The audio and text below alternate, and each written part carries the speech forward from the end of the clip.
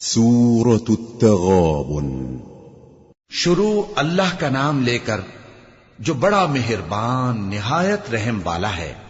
جو چیز آسمانوں میں ہے اور جو چیز زمین میں ہے سب اللہ کی تسبیح کرتی ہے، اسی کی سچی بادشاہی ہے اور اسی کی تعریف ہے، اور وہ ہر چیز پر قادر ہے۔ وہی تو ہے جس نے تم کو پیدا کیا، پھر کوئی تم میں کافر ہے اور کوئی مومن، اور جو کچھ تم کرتے ہو اللہ اس کو دیکھتا ہے۔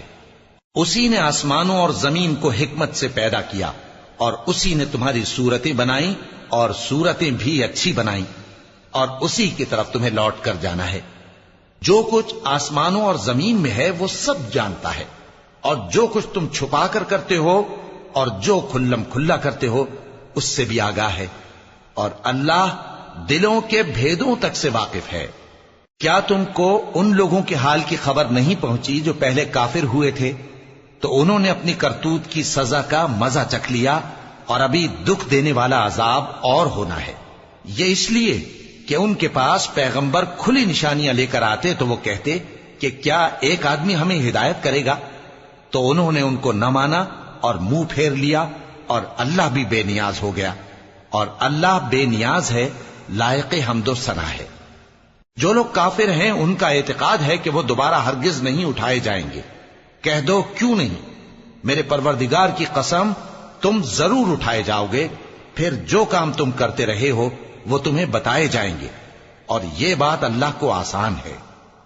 تو اللہ پر اور اس کے رسول صلی اللہ علیہ وآلہ وسلم پر اور اس نور یعنی قرآن پر جو ہم نے نازل فرمایا ہے ایمان لاؤ، اور اللہ تمہارے سب اعمال سے خبردار ہے۔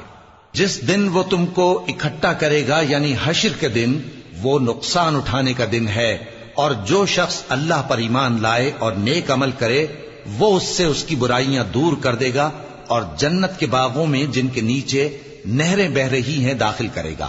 وہ ہمیشہ ہمیشہ ان میں رہیں گے، یہی بڑی کامیابی ہے۔ اور جنہوں نے کفر کیا اور ہماری آیتوں کو جھٹلایا وہی اہل دوزخ ہیں کہ ہمیشہ اس میں رہیں گے، اور وہ بری جگہ ہے۔ کوئی مصیبت نازل نہیں ہوتی مگر اللہ کے حکم سے، اور جو شخص اللہ پر ایمان لاتا ہے وہ اس کے دل کو ہدایت دیتا ہے، اور اللہ ہر چیز سے باخبر ہے۔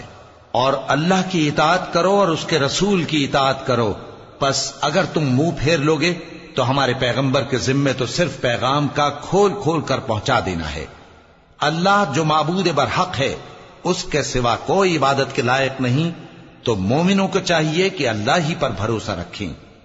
مومنوں، تمہاری بیویوں اور اولاد میں سے بعض تمہارے دشمن بھی ہیں، سو ان سے بچتے رہو، اور اگر معاف کر دو اور درگزر کرو اور بخش دو تو اللہ بھی بخشنے والا ہے، مہربان ہے۔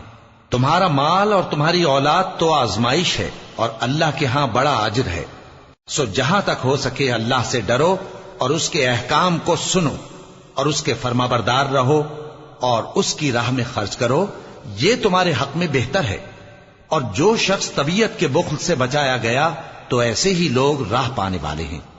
اگر تم اللہ کو نیک نیتی سے قرض دو گے تو وہ تم کو اس کا کئی گنا دے گا، اور تمہارے گناہ بھی معاف کر دے گا، اور اللہ قدر شناس ہے، بردبار ہے، پوشیدہ اور ظاہر کا جاننے والا ہے، غالب ہے، حکمت والا ہے۔